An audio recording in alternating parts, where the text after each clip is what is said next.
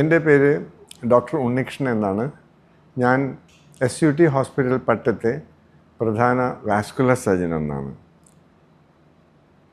പലർക്കും സംശയമുണ്ടാകാം, എന്താണ് ഈ വാസ്കുലർ സർജറി? കുറേ പേർക്കെങ്കിലും അതിനെപ്പറ്റി അറിയാം. വീട്ടിലാരെങ്കിലും വാസ്കുലർ സർജറി ഓപ്പറേഷനായിട്ടോ അല്ലെങ്കിൽ വാസ്കുലർ അസുഖങ്ങൾക്ക് ആയിട്ട് മരുന്നായിട്ടോ അല്ലെങ്കിൽ ആൻജിയോപ്ലാസ്റ്റി ആയിട്ടോ ചെയ്തിരിക്കാം.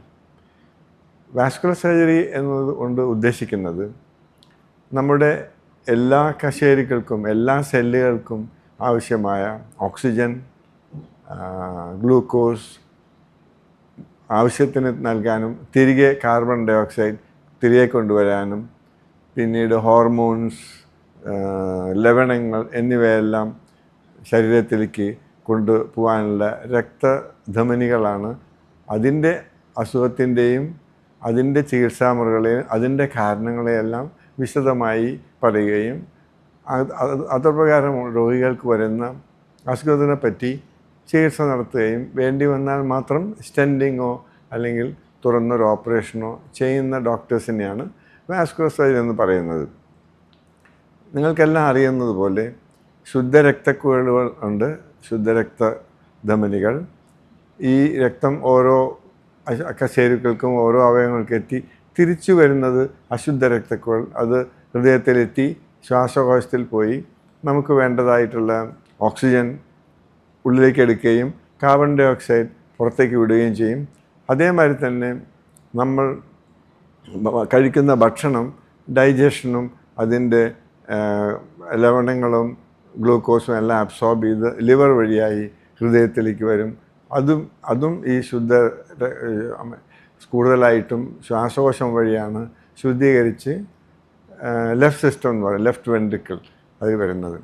അപ്പോൾ ഈ ശുദ്ധരക്തക്കുഴലുകളിൽ സാധാരണ 50-55 കൂടുതലും 60-65 വയസ്സിൽ കൂടുതലുള്ളവർക്ക് കൊളസ്ട്രോൾ അല്ലെങ്കിൽ ഈ ഫാറ്റ്, കൊഴുപ്പിൻ്റെ അംശം കുമിഞ്ഞുകൂടി രക്തോട്ടത്തിനുള്ള തടസ്സമുണ്ടാവാറുണ്ട്. ഇതാണ് ഏറ്റവും പ്രയാസമുള്ള രോഗിക്കും ചികിത്സിക്കാനും ഉള്ള അസുഖങ്ങൾ ഉണ്ടാക്കുന്നത്. അശുദ്ധ രക്തക്കുഴലുകളുടെ അസുഖം സാധാരണയായി വെരിക്കോസ് വെയിൻ എന്ന് കേട്ടിരിക്കും. അതൊന്ന് സാധാരണ കുറേ ആളുകൾക്ക് അതുണ്ടാവും. എല്ലാവർക്കും ചികിത്സ ആവശ്യം വരില്ല.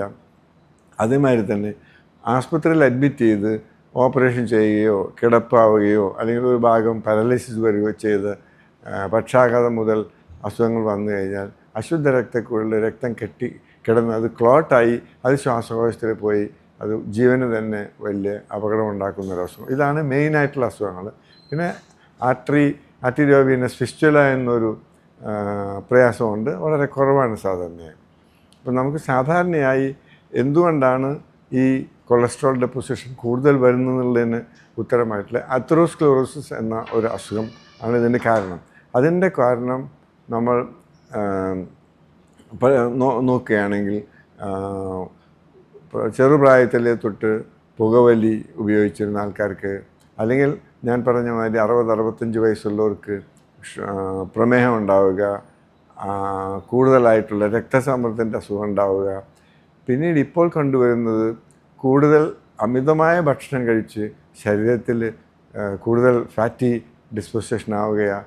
പിന്നെ ഇപ്പോൾ അങ്ങനത്തെ സാധാരണഗതിയിൽ കൂടുതൽ ജോലി ചെയ്യാനും കായികമായി ചെയ്യാനുമുള്ള ചെയ്യാതെ ഇരിക്കുന്ന ഒരവസ്ഥ വരിക. അത് ജോലി സംബന്ധമാവാം, അല്ലെങ്കിൽ മടി കൊണ്ടാവാം, അല്ലെങ്കിൽ വേറെ ഏതെങ്കിലും കാരണങ്ങൾ കൊണ്ടാവാം.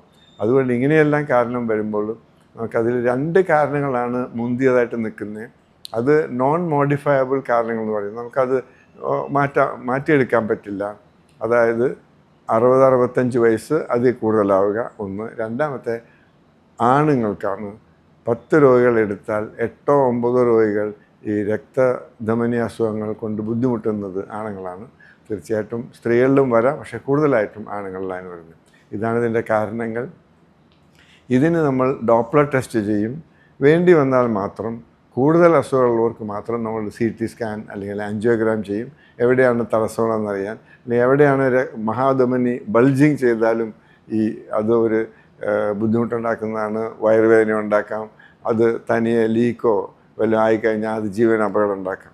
കൂടുതലായിട്ട് ഈ അസുഖങ്ങളെല്ലാം ചികിത്സിക്കുക അതിനുള്ള മരുന്നുകൾ എന്ന് പറയുന്നത് എക്കോസ്പ്രിൻ, ആൻറ്റി പ്ലേറ്റ്ലെറ്റ് മെഡിസിൻസ്, പിന്നെ സ്റ്റാറ്റിൻസ്, പിന്നെ ഞാൻ പറഞ്ഞ ഈ കാര്യകാരണങ്ങളെല്ലാം കുറയ്ക്കുക.